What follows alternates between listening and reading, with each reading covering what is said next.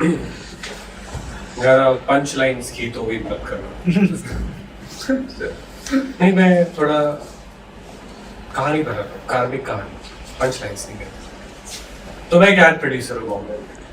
Add producer को हमें script मिलती है एड फिल्म बनाने की, तो मैं स्क्रिप्ट नहीं पढ़ता, मैं एनर्जी चेक करता हूँ। सबकी चेक करता हूँ।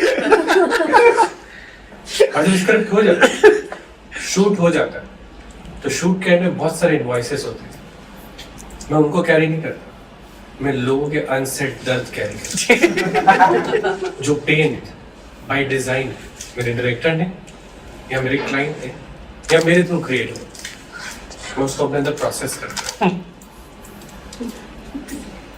मेरी लैग हो रहा है। तो मैं दो ही चीजें एक्सपेक्ट करता हूँ क्लाइंट से। एक वेरी इंपॉर्टेंट, एडवांस। और जब प्रोजेक्ट खत्म हो जाए, एक्नॉलेजमेंट। नाउ दोनों ही चीजें अवेलेबल नहीं है, मिलती नहीं है। तो 2016 की बात है, बहुत पुराना ट्रॉमा है। एक क्लाइंट बोला, मैंने उसको बोला, मैं भी नया था, new in the Bombay industry, बोला सर एडवांस। उसने मुझे ऐसे देखा जैसे कोई नया हुआ है। उसने बोला कि वो तो हम नहीं देते वैसे। तो बोले सर पास का भी 2 ड्यू पड़ा है, मैं आपका प्रोजेक्ट कर नहीं पाऊंगा। बोले सीएफओ ट्रैवल कर रहे हैं। आपका सीएफओ 6 महीने से ट्रैवल कर रहे हैं, क्या रशिया में है जहाँ मेटा वर्क नहीं करता या कैलाश में तपस्या करता? वो बोलता है see because of your incredible work we are giving you chance basically which you have done for other brands.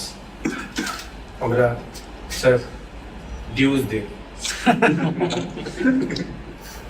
Chance खैर that's done. I'm talking about my cousin. He's like my god. मेरा बड़ा भाई, मेरा cousin, सब कुछ। वो मेरे parents ही, मैं पेरेंट्स को 100 में 0 रेट करता हूँ काइंडनेस में, वो 0.5 था। और वो अटेंशन देख के मेरा पूरा हार्ट मेल्ट हो गया, वो मेरा बैकबोन बन गया। मुझे लगा यही सब कुछ है। नाउ वो एमबीए भी कर रहा था, एमबीए करके आया था बॉम्बे।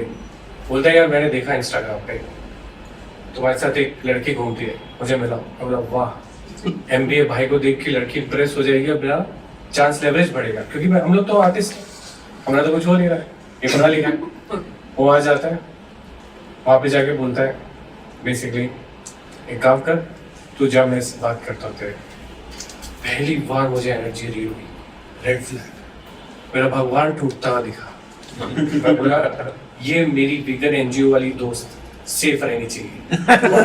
मैं वहां से नहीं गया, बेसिकली नाराज हो गया बेसिकली। और बोला कोई बात नहीं। 2 साल बाद मैं अपनी वेडिंग में वो अपनी वाइफ के साथ आता है।